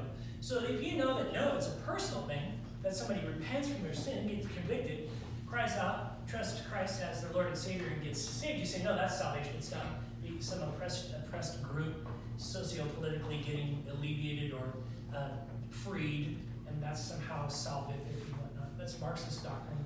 Unfortunately permeated. That was Martin Luther King. Martin Luther King Jr. has a lot of great quotes, but he had bad doctrine. He was a liberation theologian and whatnot. Again, for a whole other semester, for a whole other 16-week time period. I only have 2 minutes left, though. But yeah, so develop your bologna meter. Know what the Bible says. Early on in evangelism, I didn't know a whole lot about Catholic theology, but I knew salvation by grace through faith. And so Catholics would be trying to lay their trip on him. Bologna. It's all works. You're trying to put some kind of works on me. I didn't have to know, transubstantiation and all these terms. So yeah, just know what the Bible says. And then doing a great, carm.org is great. Do a little research on there. Gotquestions.org is pretty good if you want just a brief overview and introduction to anything under the sun that's going on out there. And a little bit of knowledge can go a long way. But you had to develop that Bologna meter. 1 minute left. One last. I wasn't blessed with the ability to study like that. What's that? I can't study like that. Yeah, people are wired different. So let's end on that. But there was a question over here. But no, thanks for sharing that. Yes, sir. It's not really a question. It's more of a personal thing. Personally, gender dysphoria is something I've struggled with myself, and I completely agree with everything you said.